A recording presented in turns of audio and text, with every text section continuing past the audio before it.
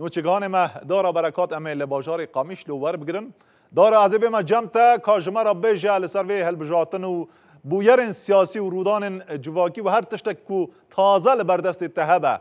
جما را بجا کرم کیا فرمو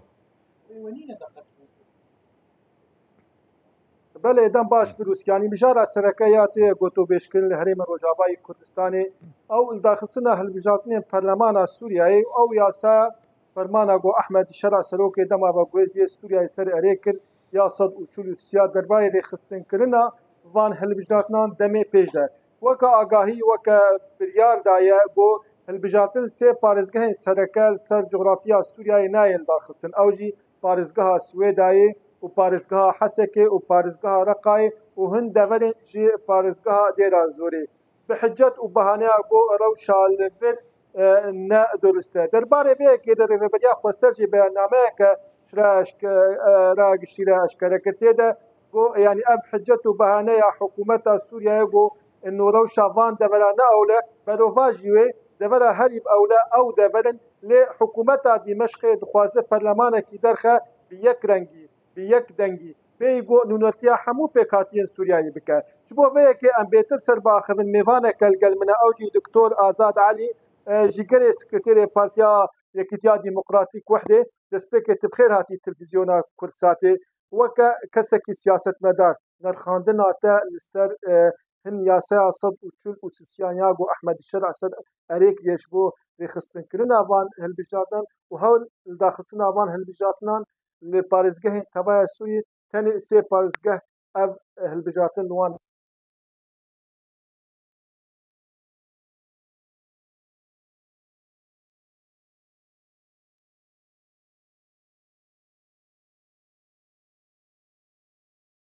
ديمقراطينا هروها اللي بيجي بريارنا بدولتي 22 انجي وشارن تنه تشتكي شكلية قابك شكلية كيسمي خوا وفرقال خوا هنكي روشا خوا برو شكلا برو ديمقراطية ببن جبرو يكيجي أساسي خدا دقابا يكي دا أف بريار أف وقت بيجين مرسوم تبنجه وي ياساي تنه وت جرانيا ويا سياسي جينينا جبر نا هيزين سياسي الولي بخوندنا هالبجاتنا رنگ جرنگي دست نشان كرنا خلقية تايبت بيجي يكش سيا سروك ويوا تعيين كي ايوا دست نشان كي بلي ودسلت هر دو بشي ديجي سي پارێزگا ژێ دوورکەتن هەر دوو پارێزگەهێن ڕۆ ئاڤای سووریایە کەنداوێیە بەر دەریا سپیە ساحل ئەوژی ڕەوشا جەنگێدەنە ئەوجی ژێ دوورکەتنە پش بەروەیەکێژی بڕاستی و مخابن ت باندۆر و ت گرانی و ت گوهرتنێ و قەت نابێ گاڤەت بەرو دیموقراسیا سووری و نابێ گاڤەکش بۆ ڕەواکردنا بێ دەسەڵاتە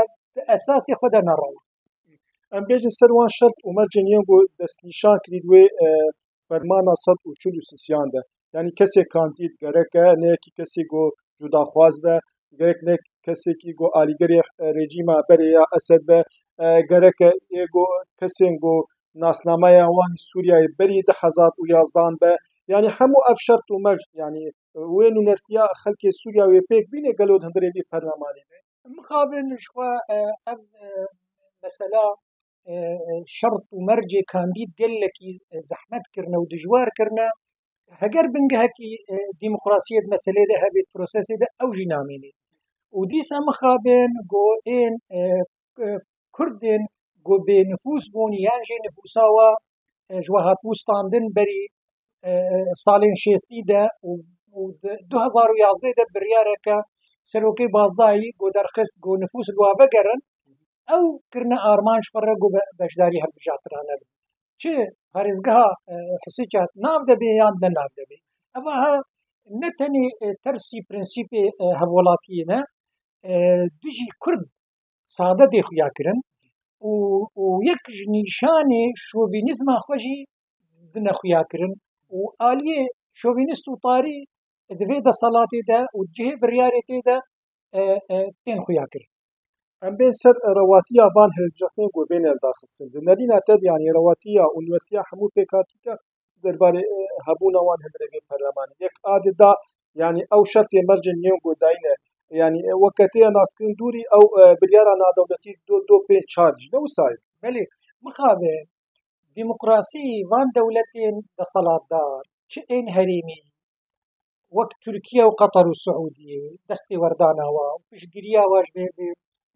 في حكومة دمكيرة وتجي أمريكا وبريطانيا مخابئ بيل بنجه ديمقراطية كرنا دو وقت ريفابريا خسر وهيزن سياسي الرجلات فراتيكو أمي هل بجارتني بلديا كن ترسيوي دركتن شو تركيا شو أمريكا دجيوي إيرو أبنها البجارتنا وت قافك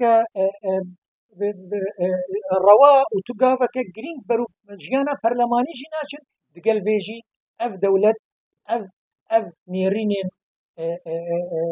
دروكر ونلقور هف البيرنا دخوازن جيرة بكن دس كفتك ودخوازن جيرة الدهول وزرني بدن ويهالبجارتن شيبن وروي مجلس شعبي عن جباكا قلوي شيب يعني افهم دكن وجه رجيم خوشك دكه بروواجوه يعني او كريارين قوتين كرن چل بر آبا سوريا الادارة چويده وهر وقت تموزه ده او كونكوجين يوم قدر حقي بكاتين در زياد هاتن انجام دار يعني اب حمو خلقين دولتين دستلاتدار ينگو دستوردان اوان سوريا ده دوام اقادار ناكا قو اب تشتي قوتين كرن دوري او برنسيبن هن ديمقراسية هم وك آبا كرنا سوريا كا قوهيبيا حد كسي تيده قو سوريا كا ديمقراط و آزاد وحد كس قد يرول بتيده دولتين آلية او دزگهين آليگري في بصلاتي بهانه كي تقرن جو ببن آليگرج في بصلاتي را وروي سبيبكن راسي دا تشتي وهان نينا سرزميني ابدا صلات باورياوي ديمقراطيين هاي هين بي وقوتنا ديمقراطي ند هاتين بيساندين ندر باس بوا تقوتاراوي دا فجبر ويكي جي تاني بشكا جليستكا قدبي جبو تمنو عمري بي دا صلاة دمكي دريشكن وهنا كي روي سبيبكن بخلكي الهندر بيك هاتا بدن قبول كرنو بجراندن واب سياستها داوياوي شكستنا باش اب سپاسم قلت بو ميواني كرساتي قالك سپاس بوتاج بو كرسات واراميش سليمان يرتخص سپاس كلمتي يعني اللي وك ميواني لجي آماجتك تبي هولداني كسن دولتين زلهزگو روي بيري جيمي خوش بكن لپیشیا رايا گشتیا ناف دولتي لي او كرياري ويني خراب در حق خلقي ده چل سويدا يان بر آبا سوريا هروا او بفين قول سر هريم روج آباي كردستاني دك يعني وي حمو وان هولداني حكومتين ين هن خليج وهن ناف دولتي بر آبيتي كاغو كاربا وچوي خوش كاربا رولا كبيزه شبو پیشروجا که سوریای خوش وگش شبو حمو پیکاتینوی بله سپاس جبو اینو چگاهان معدار و برکات و مهبان وی کل باجار قامیشلو آر روجاوای کردستان دگل مدابون